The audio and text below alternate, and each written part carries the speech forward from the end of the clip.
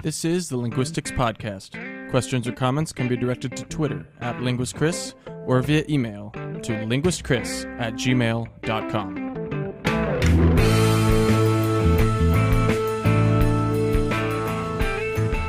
Hello and welcome to the Linguistics Podcast. My name is Chris, and today I'm going to be talking about accent. Now this is episode 17, and it's a re-recording of episode 17. The original recording, I had some technical difficulties with it, and unfortunately I hadn't kept the original recording file. Shame on me. So when I went to re-encode it, just every time I ended up getting a file that didn't work properly. It was something with the way that the MP3 encoded or something with a variable bit rate, and something was off, and after about 2 minutes the sound would break up and it just wasn't pretty. So anyway, I'm re-recording that episode right now, and hopefully it'll be a little bit more organized than the first one because I'm recording it again. So let me start the same way I started the original one, which is to give a shout out to all of you who have been sending me suggestions for topics. This one, accent, is a listener suggestion, and so I want to thank you guys for being so generous with the ideas, and encourage you, if you have not already sent in ideas, to send them to me, either via email or on Twitter, because so far I do think I will be using all of them that have been suggested, and I do try and get back to every tweet or email message, even if you don't include a suggestion. Okay, so with that, let me start talking about accent. The first thing we need to do is sort of a rough layperson definition. What do we mean by accent? What does it mean for someone to have an accent? Let me start by dispelling a myth, and that is the myth that only other people have accents. The fact is that everybody speaks with an accent. Now, whether you are a speaker of English from California, or from New York, or from Canada, or from the Midwest, or the South, or from Britain, and so on and so forth, there is no speaker of any language anywhere who does not speak with an accent. With that, we need to say, well, okay, what does that mean to speak with an accent? Okay, if we're saying that everybody speaks with one, well, all that an accent is a particular set of ways that you pronounce sounds. Okay, so if you remember back to the phonetics, phonology episodes, I talked about segments of sound, the way that they're categorized, and the way that they're described. Now, you can produce words or sounds of a language in the form of words by using different segments and still be understood. Okay? Let me start with an example. So, as a speaker of American English, if I say pedal, and you've been listening to me for a couple minutes now, so you know that I'm a speaker of American English, and you hear me say pedal, and that should pull up in your mind a pedal of a flower, or perhaps a pedal of a car, or a pedal of a bicycle, or something like that. However, if I had been speaking to you for a couple minutes now in a Scottish accent, and I said pedal, notice I've used the exact same sounds, but this time you might interpret it as pearl. In other words, the thing that grows in an oyster, right? The little expensive bees that are placed together into necklaces. That's certainly a possibility if you hear that. If you hear pearl, if you hear pedal, and you know that I have a Scottish accent, pedal is a way to pronounce pearl with a Scottish accent. So, a lot of it comes down to what accent you are expecting, what accent you've been hearing. You sort of attune yourself, and you sort of learn to interpret the sounds that you take in versus the set of principles which guides one's production. Okay, so that is to say, if you hear a Scottish accent and you hear pedal, you interpret it as pearl because you sort of have a rough idea of the way that the speaker is placing sounds together and the sounds that they're using to make up their words. Versus if you hear pedal and you know that I'm a speaker of American English, you interpret it differently. Okay, so clearly then an accent is a set of sounds, or a set of possible sounds that are used to make up things. The question is, what are those sounds? Okay, now If we're talking about domestic accents, that is to say, accents within American English, accents which mirror dialects of American English, so this would be things like a New York accent versus California accent versus Midwest accent versus Texas accent versus Southern accent, and so on and so forth. Over 90% of those differences, to my knowledge, are just vowel quality differences. In other words, vowel choice. For example, on the West Coast, we have what's called the cot-cot merger. I have it, so I say cot and cot the same way. In other words, I sleep on a cot, I caught a ball. I say them exactly the same. However, on the East Coast, it's much less common to have those two vowels merged, so you actually produce a different vowel in that environment. So you say, I sleep on a cot, I caught a ball. Right now, I'm probably doing it that vowel way too low because I'm overproducing it because of the fact that I don't produce it in everyday speech. So I'm sort of trying to make it. But caught versus caught is a sort of East Coast accent, indicative of an East Coast accent, because on the West Coast those are typically merged. So again, all that is a choice of vowel, right? I'm just picking the sound I put in between those two other phones. In this case, the voiceless velar stop and the voiceless alveolar stop. If I pick the ah in both cases, well then I've got a California accent. If I pick the ah in one case and the aw in another case, then I sound more like an East Coaster. Now that's a very small set of data to work with, but already you can see that the only difference there is a vowel quality difference. And 9 times out of 10 that will be the case with these sort of domestic accents of American English. That you see that people just pick different accents. Even going up to the Canadian accent, it's still pretty much just a vowel difference. So it's the vowels that you choose, which may or may not be different from the vowels that the listener would choose, and that throws a sort of flag in their head. Aha, this person is using a vowel different from the vowel I would use in that position. Where do other people that talk like him live? Right? That's how accent works. Now, it's as you get further away, in other words, if we go a little bit less domestic and go to something like a British English accent, then we find not just vowel differences, but differences, for example, in rhotics. So rhotics are R-type sounds. So a word like bird, which is pronounced with a in American English, becomes bird in British English. Bird versus bird. Now notice in bed, you really don't have an R at all. Whereas in bird, you have the very typical American English sound. Now notice that somebody from Boston might say it like bad, right? Very close to British English bird.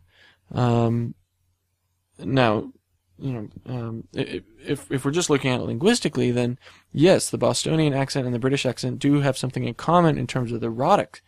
In other words, they drop R's in the same place, pretty much.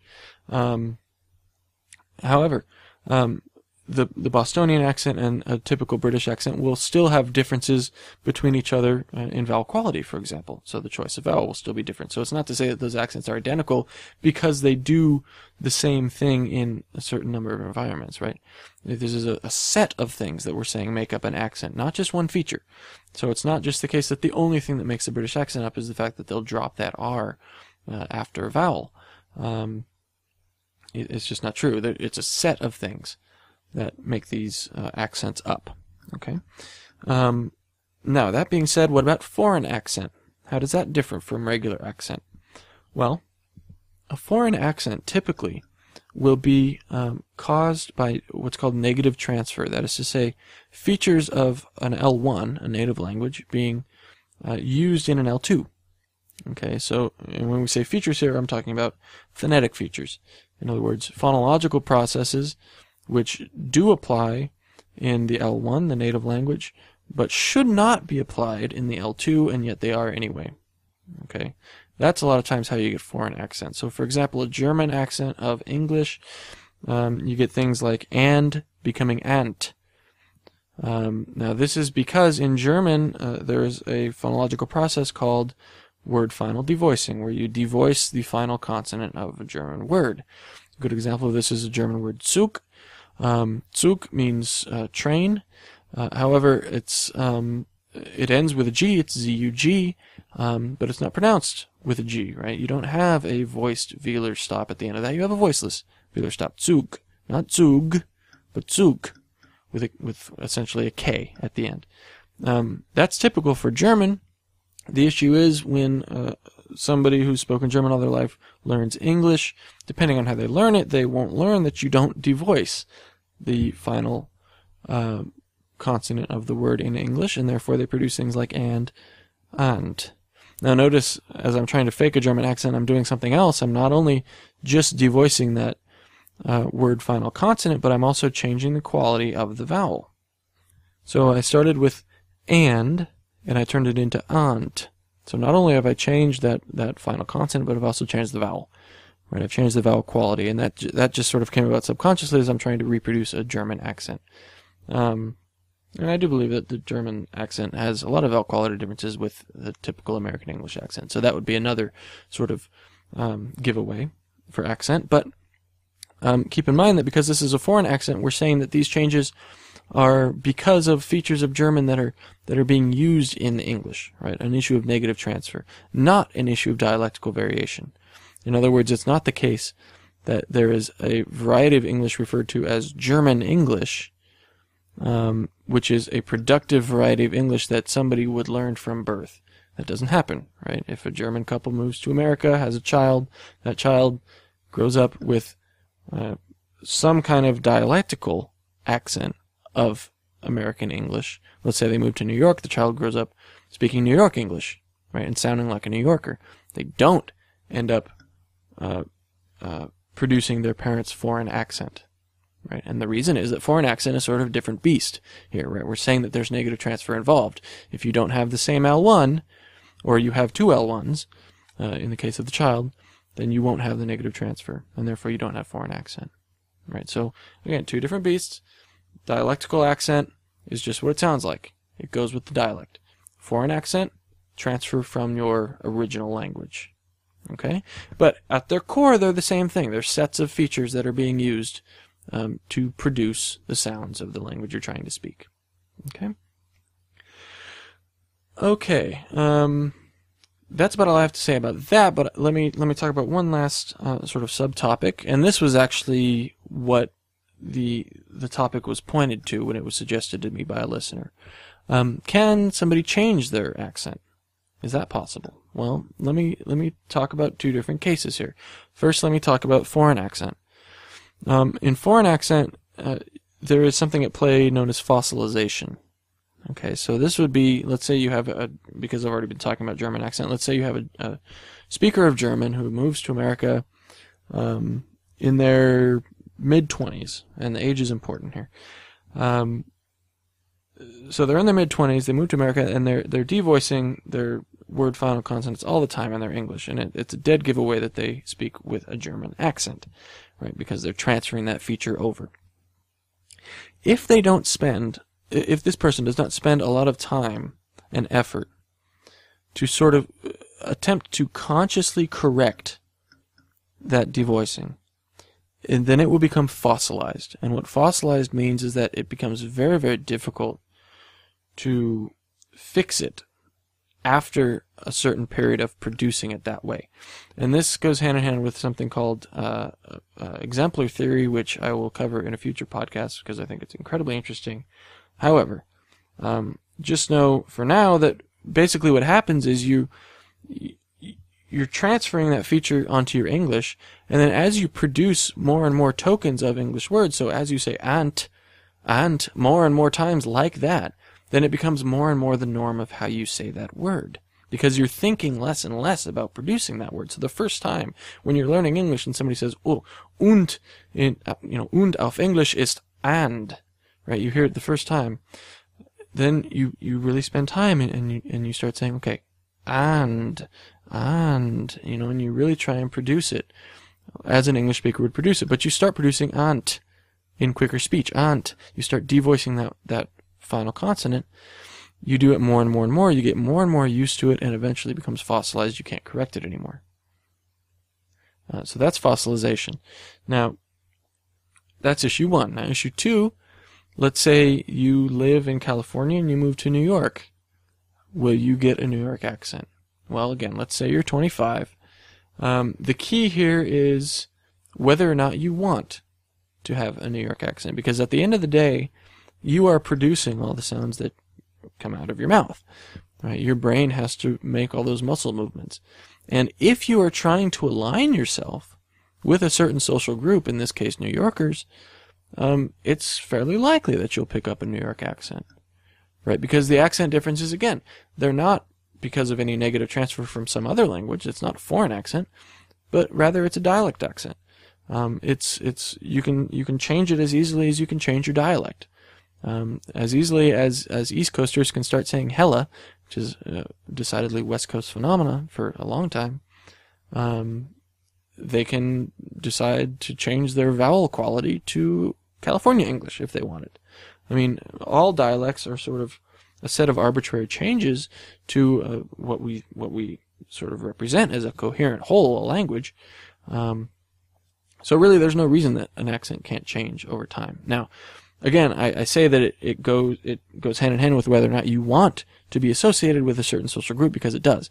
I mean, that's just the facts. If you want to be a New Yorker, you'll start sounding more and more like a New Yorker. If you don't, if you think your Californianness is special when you move to New York, then you'll keep your California accent.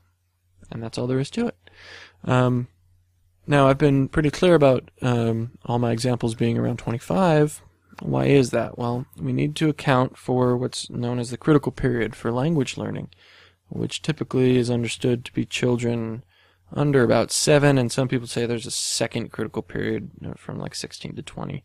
The second critical period, I'm not really sold on it, but the first one certainly is very well tested in literature. Children seem to be able to just acquire language very easily up till they're about 7 years of age. Now, if you have a child who starts learning English up through when they're, say, 5 in California, and then you move them to New York, chances are they will pick up a New York accent very, very quickly. Does it have to do with them wanting to be a New Yorker? Well, certainly, still it does. But even if they don't want to pick up a New York accent, they're still more likely to, because they're in this sort of critical acquisition period. And again, going back to exemplar theory, it has a lot to do with that. The more tokens they hear of a New York accent, the more likely they are to reproduce things that way. So it's a very complex issue when you get into not just what accent is, but how accent can change and how people choose their accent. And it's a very sociolinguistic issue, and it's one that I could actually have an entire episode on if you wanted, about just the way that people can change the way that they speak, and the way that people can retain their pronunciation of certain things as a sort of social badge of honor. Right? I am from California. I don't say caught and caught differently, even though I now live in New York. Right? But if you want to, you will. And you'll do it subconsciously. So that's the basic idea behind accent change. Yes, it can happen. No, it doesn't have to happen. And that's, by the way, that's why you see so much individual variation between people. Person A moved to this area and they don't hear an accent at all, or they don't think they've changed their accent at all, but they go back home and people say, oh, yes, your accent's changed. There's a lot of individual variation and stuff like that. It's not the case that person X will have the same outcome as person Y or person Z. And it's simply because it's a very psychological sort of thing, a very social thing, very sociological kind of thing, sociolinguistic. And so it's just something that I can't quite put into words succinctly at the end of episode 17 here. But if anybody is really interested in exemplar theory, which will sort of tie all these concepts, these sociolinguistic concepts together, let me know and I'll do an episode on that. I think I probably will anyway, but as always, I'd like to be dropped a line and see if anybody is actually interested in that topic before I go and produce an episode on it. Okay, that being said, all of our next episodes coming up will be on listener suggestions, so stay tuned. I thank everyone who's been sending in comments. Even if you don't send in a suggestion, I still try and get back to every email and or tweet that is sent to me, because I really appreciate you guys listening. So it's the least I can do is send you back a response and speak to exactly what comments you've made and so on and so forth. So I as always, I welcome those that contact through either email, linguistchris@gmail.com, or via Twitter @linguistchris. And thanks again.